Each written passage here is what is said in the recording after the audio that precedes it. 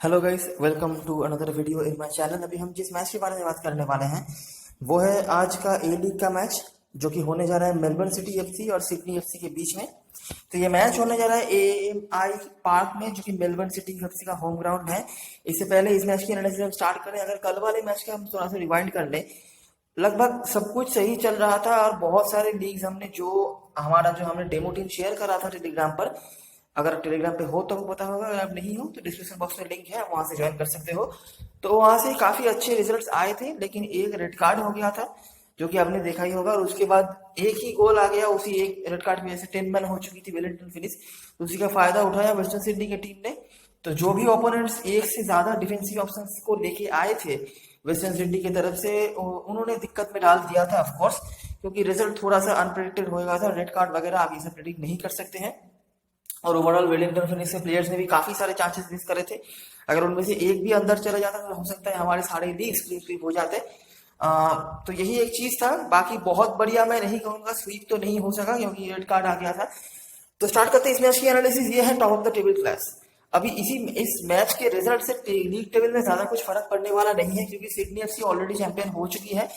Melbourne city Sydney FC से जो है गैप वो थोड़ा कम कर सकती है, यही वो कर सकते हैं, लेकिन इससे ज्यादा कुछ एक्सपेक्टेशन रखने की कोई जरूरत नहीं है इस मैच से। तो ये मैच ऐसा भी हो सकता है कि दोनों टीमें बिल्कुल रिलैक्स्ड होकर खेलें और ज्यादा कुछ फोर्स वगैरह ना करें, तो ऐसे रिजल्ट्स भी आज के मैच में आपको देखने को मिल सकते हैं। मैं पहले ही बता रहा हूँ। हेड टू मैच की बात करें, आखिरी जो हेड टू मैच बताने से पहले मैं दोनों टीमों के स्टाइल ऑफ प्ले के बारे में थोड़ा बता देता हूँ। ऑस्ट्रेलियन लीग में जितना भी क्वालिटी है, मैंने कहा ही है पहले कि टॉप दो तीन टीमों के भीतर ही होता है। सिडनी एफसी एक कॉन्सिस्टेंट परफॉर्मर रही है ऑस्ट्रेलियन लीग की तुलना में। तो उनका जो स्टाइल ऑफ प्ले होता है कि ये थोड़ा सा डिफेंसिव माइंडेड टीम है। बहुत ज्यादा गोल्स ये नहीं करते हैं, एक या दो गोल करके उसको डिफेंड करने की क्षमता ये रखते हैं, और इसीलिए इस सीजन के ए लीग में सबसे कम गोल कंसीड करने वाली टीम है ये सिडनी एफसी। इनके अटैकर्स में से अगर बात करी जाए, इनके अटैकिंग पॉइंट ऑफ व्यू से, इनके पास दो कमाल के स्ट्राइकर्स हैं, एडम ले फॉन्द्रे और कोस्टा बारबरूजिस। कोस्टा बारबरूजिस बहुत दिनों से ए लीग में खेल रहे हैं, बहुत सारी टीमों का खेल चुके हैं, और ले फॉन्द्रे भी काफी कॉन्सिस्टेंट स्ट्राइक कर रहे हैं। इस सीजन के हाईएस्ट गोल स्कोरर है सिडनी एफसी के होकर। ये जनरली सेंटर से ही इनके से सारे काम वगैरह हैं वो होते हैं, विंग पे ये ज्यादा चाहते नहीं है। इनके सेंट्रल और मिडफील्ड में काफी कमाल के कुछ क्रिएटिव मिडफील्डर्स हैं, अटैकिंग मिडफील्डर्स आप कह सकते हैं, ऐसे हैं जो इनके अटैक में कंट्रीब्यूट करते हैं। ये यूरोप में भी काफी परिचित नाम है। डिफेंडर में से ज्यादा कुछ आप एक्सपेक्टेशन नहीं रख सकते, ये पूरी तरीके से वो डिफेंसिव क्वालिटीज में ही जो है कंसंट्रेशन देते हैं। इनके जो फुल बैक्स होते हैं ये भी बहुत सारे डिफेंसिव होते हैं, और इसीलिए आप देख पाएंगे कि इनके फुल बैक्स भी बहुत सारे पासेस वगैरह निकालते हैं, क्योंकि ये डिफेंसिव रोल ज्यादा निभाते हैं। मेलबर्न सिटी की बात करी जाए तो गोल स्कोरिंग एबिलिटी इनके पास ज्यादा है, मैं कहूंगा सिडनी एफसी से, लेकिन डिफेंस थोड़ा सा खराब है। मतलब अगर सेम स्टेट के मैच में अगर सिडनी एफसी 1-0 से जीतती है, तो हो सकता है मेलबर्न सिटी 2-1 या 3-2 ऐसे जीते। ठीक है, इनके पास गोल स्कोरर्स के बहुत सारे वेरिएशंस हैं, बहुत सारे इनके पास ऑप्शंस हैं जिनके ऊपर डिपेंड करके ये अपने अटैक को फॉर्म कर सकते हैं। विंग से भी अटैक करते हैं, सेंट्रल ऑफ मिडफील्ड में भी इनके पास काफी सारे ऑप्शंस हैं। डिफेंस थोड़ा सा लड़खड़ाता है। दोनों ही टीम के मिडफील्ड में एक दो ऐसे प्लेयर्स हैं जिनको आपको अपने टीम में जरूर रखना चाहिए, क्योंकि वो कॉन्सिस्टेंट पॉइंट स्कोरर है। आगे हम देखते हैं क्या क्या चीजें हमें मिलता है। आखिरी जो मैच हुआ था, सिडनी एफसी ने यहाँ पर हरा दिया था मेलबर्न सिटी को, और मेलबर्न सिटी को ओवरऑल सिडनी एफसी ने डोमिनेट करा हुआ है। मतलब बहुत ज्यादा कुछ नहीं, लेकिन जीता हुआ है जरूर मेलबर्न सिटी के अगेंस्ट में सिडनी एफसी की टीम, एक मैच को छोड़कर।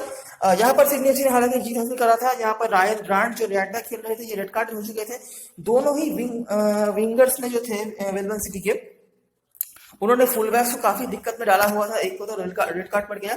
और यहाँ पर आप सिडनी एफसी का फॉर्मेशन देख सकते हो, पूरी तरीके से सेंट्रल ऑफ मिडफील्ड में ही इनका जो सब कुछ है। इनके सेंट्रल ऑफ मिडफील्ड में ब्रैटन जो है ये डिफेंसिव रोल ज्यादा निभाते हैं, लेकिन पासिंग एबिलिटी काफी अच्छी है, असिस्ट पोटेंशियल भी रखते हैं। और क्रिएटिव माइंड में सबसे ऊपर रहते हैं मिलोस निकोविच और अलेक्जेंडर बाउमयोहान। इनमें से निकोविच पहले सिडनी एफसी के पहले मेलबर्न सिटी के होकर खेलते थे। तो ये होते हैं इनके मिडफील्ड में, और ये जो इनके दोनों स्ट्राइकर्स हैं, मैंने पहले बताया, एडम ले फॉन्द्रे और कोस्टा बारबरूजिस। मेलबर्न सिटी ने क्या किया था, उनके वैसे मैंने बताया कि उनकी डिफेंसिवली उनके थोड़े बहुत इश्यूज वगैरह होते हैं, तो उन्होंने कोशिश करी थी कि पूरी तरह से अटैक से ही काम करा जाए। और दोनों जो विंगर थे, हाविये काब्रेरा और क्रेग नोवन, इन्होंने कमाल का फुटबॉल खेला था। नो वन इनके लिए अटैक में बहुत ज्यादा कंट्रीब्यूट रखते हैं। हो सकता है कि गोल के पास इनको आपको ना आप इनको ना देख पाए, लेकिन असिस्ट पोटेंशियल बहुत ज्यादा है इनके पास और गोल स्कोरिंग चांसेस भी बहुत ज्यादा बनाते रहते हैं। डिफेंस में इश्यूज थे तो उसी का फायदा उठाया और मिडफील्ड में भी काफी गलतियां कर रहे थे, तो इसकी फायदा उठा गए थे सिडनी एफसी की टीम। तो आप देख सकते हैं बेटर टीम होने के बावजूद भी मेलबर्न यहाँ पर जीत नहीं पाई थी। अच्छा खेलना था मेलबर्न सिटी नहीं। आप देख सकेंगे टीम रेटिंग अगर देखेंगे तो 6.89 मिला था मेलबर्न सिटी को, जबकि 6.58 मिला था सिडनी को। सिडनी ने काफी एरर्स जो करे थे मेलबर्न सिटी ने अपने डिफेंस में उसी का फायदा उठाया था। मेलबर्न ने यहाँ पर पोजीशन रखा था। अच्छा, दोनों टीमों में से ज्यादा कोई भी टीम पोजीशन ज्यादा रखती नहीं है, लेकिन सिडनी एफसी के पास पासर्स काफी अच्छे अच्छे हैं, भले ही वो पोजीशन रखे या ना रखें। तो इस मैच में मेलबर्न ने पोजीशन रखा था, जहां से आपको गुड का नाम दिख जाएगा, जो कि सेंट्रल डिफेंस में खेल रहे थे मेलबर्न के होकर शायद। जी हाँ, कर्टिस गुड।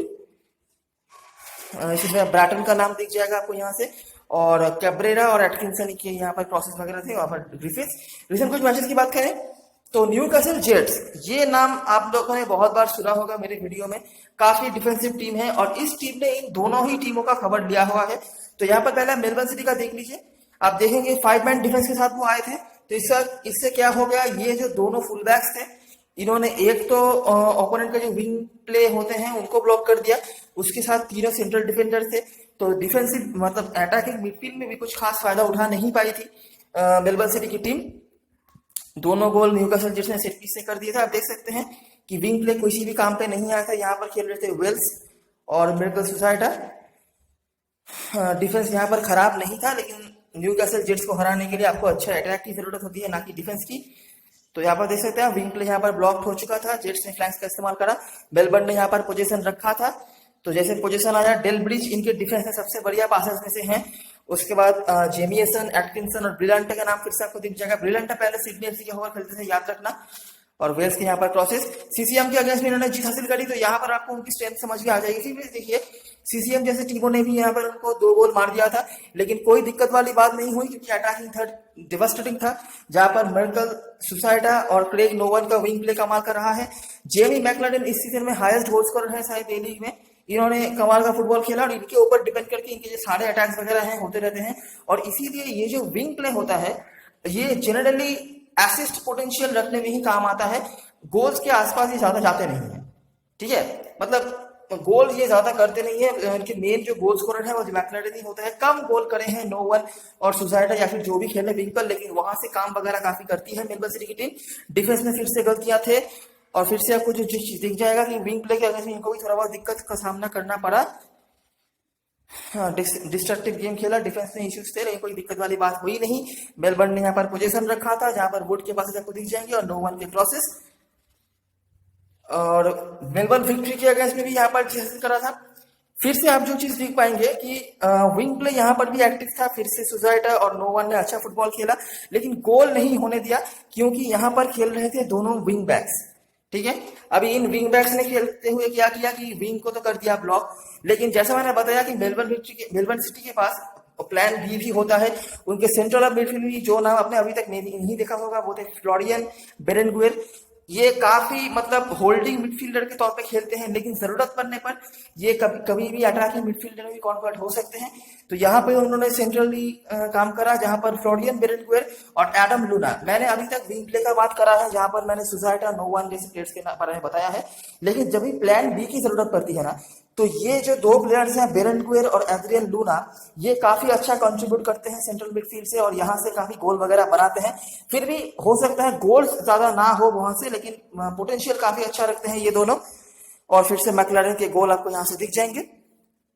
डिफेंस उतना बुरा भी नहीं था, लेकिन फिर भी एक गोल कंसीड कर लिया, जहां पर ग्लोवर जो इनके गोलकीपर हैं इन्होंने गलतियां करी थी। सेट पीस से गोल किया। विंग प्ले इफेक्टिव नहीं था, लेकिन सेंट्रल ऑफ पिच से इन्होंने काफी अच्छा काम करा। ब्रिलियंटा के पासेस यहाँ पर हैं और उसके बाद नोवन के क्रॉसेस। तो ये है मेलबर्न सिटी की टीम। डिफेंस में इश्यूज है, ठीक है। बहुत रेयरली आपको देखने को मिलेगा कि मेलबर्न सिटी क्लीन शीट रख रही है, लेकिन गोल स्कोरर्स की काफी वेरिएशन है इनके पास। विंग प्ले जनरली करते हैं। गोल स्कोरर्स की वेरिएशन मैं नहीं कहूंगा, गोल स्कोरर तो एक ही है, मेन जो गोल स्कोरर है मैकलारन, लेकिन अटैक के स्टाइल में काफी वेरिएशन ला सकते हैं।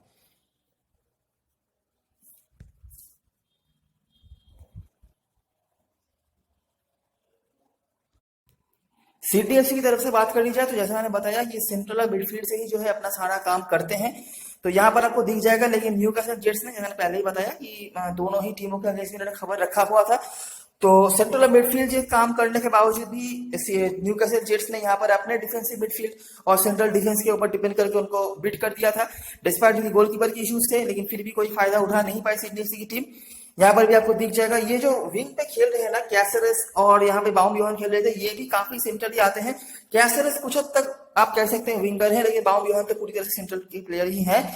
जहाँ पर कैसेरेस ने गोल करा हुआ था और कुछ खास यहाँ पर था नहीं। डिफेंस में भी यहाँ पर थोड़े बहुत इश्यूज वगैरह थे। अर्ली गोल यहाँ पे मिल गया था, नहीं तो उसके बाद से ज्यादा कुछ फायदा उठा नहीं पाई थी सिडनी एफसी की टीम। विंग प्ले ब्लॉक कर दिया था, सेट पीस से गोल कंसीड करना पड़ा।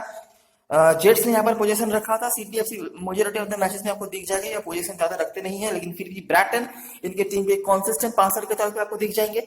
वेलिंगटन के अगेंस्ट में भी यहाँ पे जीत हासिल करा था। तो यहाँ पर वेलिंगटन की टीम काफी स्ट्रॉन्ग टीम रही थी, लेकिन उनके डिफेंस में इश्यूज थे और इसका फायदा यहाँ पर पूरी तरीके से उठाया। उसके सिवाय भी सेंट्रल मिडफील्ड में भी थोड़े बहुत इश्यूज वगैरह थे। मैंने पिछले मैच में कहा था कि डेवलिन जो इनकी सेंट्रल मिडफील्ड में खेलते हैं वो यहाँ पर अवेलेबल नहीं थे, तो क्वालिटीज ऑलरेडी काफी कम थी, जिसका फायदा सिडनी एफसी ने उठाया अपने सेंट्रल मिडफील्ड के अटैक से, जहां पर ब्रैटन का कमाल का परफॉर्मेंस आपको देखने को मिल जाएगा। इसके सिवाय निकोविच, जैसे मैंने बताया है, लेफॉन्ट्रे ने यहाँ पर गोल करा हुआ था। हालांकि यहाँ पर भी गोल स्कोरिंग के मामले में थोड़ा पीछे रह गए थे फर्स्ट टीम के फुटबॉलर्स, बेंच से आके प्लेयर्स ने गोल करा था। सिडनी एफसी ने यहाँ पर पोजीशन रखा था। फिर से आपको ब्रैटन के पास दिख जाएंगे, साथ में ग्रांट देखिए राइट बैक खेल रहे हैं, लेकिन 50 के ऊपर पास खेल रहे हैं। तो आप ऑलरेडी समझ सकते हैं कि ये काफी डिफेंसिव माइंड पे खेलते हैं इनके सारे जो डिफेंडर्स हैं। ब्रैटन की क्रॉसेस वेस्टर्न सिडनी के अगेंस्ट में भी यहाँ पर 1-1 की बराबरी हुई थी। यहाँ पर आप जो चीज नोटिस कर पाएंगे, देखिए वेस्टर्न सिडनी के जो साइड में जो डिफेंसिव ऑप्शंस थे उनका उतना अच्छा परफॉर्मेंस नहीं था, लेकिन सेंट्रल ऑफ होल्डिंग मिडफील्ड और सेंट्रल ऑफ डिफेंस जो थे उन्होंने अच्छा परफॉर्मेंस किया। तो डिस्पाइट इनके गोलकीपर का प्रॉब्लम था, इसके बाद भी सिडनी एफसी ज्यादा फायदा उठा नहीं पाई। तो इससे आपको ये तो आइडिया लग ही रहा होगा कि सिडनी एफसी की मेंटालिटी ज्यादा गोल करने की नहीं होती है, वो गोल ज्यादा डिफेंड करने में कंसंट्रेशन रखते हैं। एक तो हार्डली कुछ मैचों में 3 गोल उन्होंने करे हुए हैं, लेकिन उसमें ही उनका काम जो है हो गया है। तो यहाँ पर भी एक ही गोल करा था, लेकिन डिफेंसिवली थोड़ा बहुत स्ट्रेंथ क्या दिखा दिया मेलबर्न विक्ट्री के टीम ने। हाँ तो ये होगा, मैंने गलत पिक्चर दिखा दिया था। जो भी हो, तो आप देखेंगे कि सेंट्रल डिफेंस यहाँ पर अच्छा था। सेंट्रल क्रिएटिव डिफेंसिव मिडफील्ड जो होती है जहाँ पर बाकपोस्ट खेलते हैं, तो उन्होंने अच्छा फुटबॉल खेला, तो यहीं पे काम हो गया सिडनी एफसी का। ऐसा नहीं कि उनके मिडफील्ड ने खराब फुटबॉल खेला था, लेकिन जो क्रिएटिविटी है वो वहां से आई नहीं थी। बाकी इनके भी डिफेंस ने खराब फुटबॉल नहीं खेला था, तो इसलिए एक से ज्यादा गोल दोनों टीम से हुआ नहीं। वेस्टर्न सिटी ने यहाँ पर पोजीशन रखा था। फिर से आपको ब्रैटन के पास दिख जाएंगे और ग्रांट के बाउमब्यूहन के क्रॉसेस। तो यह है सिडनी एफसी की टीम। मैं कहूंगा अटैकिंग पॉइंट ऑफ व्यू से मेलबर्न सिटी एफसी जो है वो ज्यादा क्रिएटिव है। सिडनी एफसी के पास ऑप्शंस थोड़े से कम हैं, ये सेंट्रली ही आते हैं और इसके बाहर इनके पास ज्यादा कुछ ऑप्शंस होते नहीं है, ठीक है। और अगर कोई टीम अच्छे डिफेंसिव मिडफील्ड के साथ, अच्छे डिफेंस के साथ आ जाती है तो इनके लिए दिक्कतें खड़ी हो जाती हैं। हालांकि इनके मिडफील्ड में काफी ज्यादा क्वालिटीज हैं, जिसके ऊपर डिपेंड करके वो इतनी दूर तक आए हैं, और इनके पास 2 कमाल के स्ट्राइकर्स भी हैं, इसीलिए इनको ज्यादा दिक्कत होती नहीं है। और इनके डिफेंस में भी काफी कंसिस्टेंसी है, और इनके सेंट्रल डिफेंसिव मिडफील्ड में भी आपने देखा ब्रैटन के साथ जो भी खेलते हैं उनके भी काफी अच्छी क्वालिटीज हैं, इसीलिए डिफेंसिवली इनको ज्यादा दिक्कत सहना नहीं पड़ता है। लेकिन अटैक में इनके लिए मैं कहूँगा क्रिएटिविटी थोड़ी सी भी अगर हो तो कम है। सेट पीस टेकर्स की बात करें, मेलबर्न सिटी के होकर मैकलारन पेनल्टी लेते हैं, साथ में नो-1, और फ्री किक में भी आपको नो-1 सुजाइटा और डुला का नाम दिख जाएगा।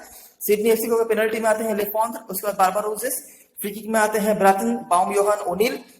स्टैट्स की बात करें, मेलबर्न सिटी के होकर मैकलारन हाईएस्ट गोल स्कोरर हैं, और ये सब आप देख सकते हैं, मैं डिक्टेट नहीं कर रहा हूं। तो ये सब कुछ देखने के बाद मेरा जो इस मैच से प्रेडिक्शन है, मुझे नहीं लगता आज के मैच में ज्यादा गोल होने चाहिए, लेकिन क्लीन शीट के चांसेस हैं, दोनों ही तरफ से हैं। मैं नहीं कहूंगा कि नहीं है, लेकिन मुझे लगता है दोनों ही टीमें गोल जरूर करेगी, क्योंकि एक रेपुटेशन का मैच भी है। दोनों ही टीमें मतलब काफी बड़ी टीमें हैं, तो कोई भी टीम ओपोनेंट टीम को छोड़ेगी नहीं, यही मेरा प्रेडिक्शन है।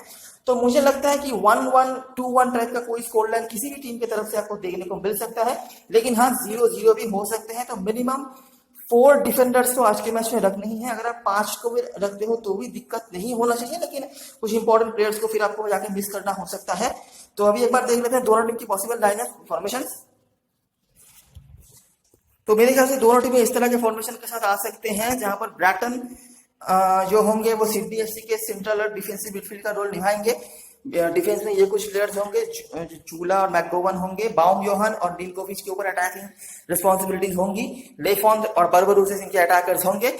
और वेस्ट मेलबर्न सिटी की तरफ से बात कर लीजिए, मैकलारेन इनके ऊपर सब कुछ रिस्पॉन्सिबिलिटी होगी। लेकिन याद रखना सिडनी एफसी का डिफेंस काफी सही है और उनका सेंट्रल ऑफ मिडफील्ड से सारा काम वगैरह होता है, तो मैकलारेन के पास हो सकता है कि आज के मैच में ज्यादा अपॉर्चुनिटीज आए ना, ठीक है। ये एक चीज है जो आप नोटिस कर सकते हो। विंग प्ले से मुझे काफी एक्सपेक्टेशन है नोवन और सुजाइटा इन दोनों से। बाकी अटैकिंग मिडफील्डर के तौर पर हो सकते हैं बेरेन गुएर खेलें, और ज्यादा कुछ यहाँ पर मुझे दिख नहीं रहा है। पासिंग के मामले में डेलब्रिज आपको कंसिस्टेंट पॉइंट दे सकते हैं, ये सेंट्रल डिफेंस से भी खेल सकते हैं, याद रखना। बाकी दोनों टीमों में से कुछ मिडफील्ड में अच्छे अच्छे पासर्स तो हैं, और जैसा कि मैंने बताया आपको ब्रैटन के नाम, ब्रिलांटे जहां से ग्रांट और यहाँ से डेलब्रिज, ये 4 ऑप्शन हैं जो कि आपके ऐसे पासर ले सकते हो। तो अभी एक बार देख लेते हैं ट्रिवेलवेल की टीम। तो मैंने इस तरह से एक टीम यहाँ पे फॉर्मेशन करा है। यहाँ पर मुझे सुजाइटा नहीं देखने को मिल रहे हैं, अगर आपको मिल जाता है तो जरूर ले लीजिएगा। तो मैंने यहाँ पर पासिंग के लिए यहाँ पर गुड और डेलब्रिज को रखा है। अगर आप चाहो तो यहाँ पर एटकिंसन यहाँ पे मैंने लिया है, एटकिंसन की जगह पर आप किसी एक जो फुल बैक खेलेंगे मेलबर्न सिटी की तरफ से, आप उनको ले सकते हो। याद रखना मेलबर्न सिटी डिफेंस जो है विंग प्ले से काफी अटैक, विंग से काफी अटैक करते हैं, तो इनके फुल बैक से कंट्रीब्यूशन होते रहते हैं।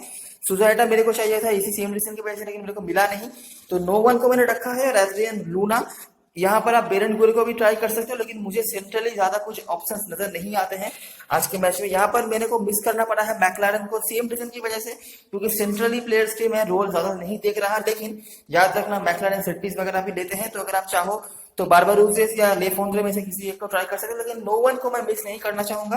बाकी अगर आप चाहो तो नोवन को भी हटा सकते हो, क्योंकि नोवन मेरे लिए सेफेस्ट प्लेयर हो सकते हैं अटैकिंग पॉइंट ऑफ व्यू से, अगर कोई पॉइंट देने लायक हो, क्योंकि यही से काम वगैरह हो सकता है। और आपने देखा भी है कि सिडनी एफसी विंग पे ज्यादा उनके काम होते नहीं है, तो वहां से कुछ प्रेशर वगैरह अगर आए तो बाउम योहान और डिनकोविच दोनों ही मेरे लिए काफी इंपॉर्टेंट प्लेयर हैं। अगर आप चाहो तो यहाँ पे डिफेंडर्स में से किसी एक को ड्रॉप करके ब्रैटन को ले सकते हो, जो आपको कॉन्सिस्टेंट पासिंग के पॉइंट देते रहेंगे। यही एक ऑप्शन है, मुझे और कोई ज्यादा वेरिएशन होता हुआ नजर नहीं आ रहा है। बाकी लाइनअप आने के बाद तो आपको मिल ही जाएगा डेमोटिंग टेलीग्राम चैनल पर, जिसका लिंक डिस्क्रिप्शन बॉक्स में होगा। यहाँ से कैप्टन वाइस कैप्टन के हिसाब से आप स्ट्राइकर्स पे ही जा सकते हो, ज्यादा कुछ रिस्क लेने की जरूरत नहीं है। यहाँ पर लेफोंड्रे, बारबारूसेस, या फिर अगर आप मैकलारन को लेते हो तो उनको ट्राई कर सकते हो, लेकिन मैकलारन को मैं सजेस्ट नहीं करूंगा एज कैप्टन, अनलेस की वो सेट पीस वगैरह से कुछ करे, क्योंकि आज के मैच में हो सकता है कि उनको अपॉर्चुनिटी ज्यादा ना मिले। तो ये रही सारी एनालिसिस और ऑब्जर्वेशन। अगर आपको अच्छा लगा हो तो लाइक जरूर करना, सब्सक्राइब कर लेना चैनल को। डिस्क्रिप्शन बॉक्स में टेलीग्राम चैनल का लिंक होगा, उसको यूज करके जरूर ज्वाइन हो जाना। तब तक के लिए best luck for this match and goodbye for now.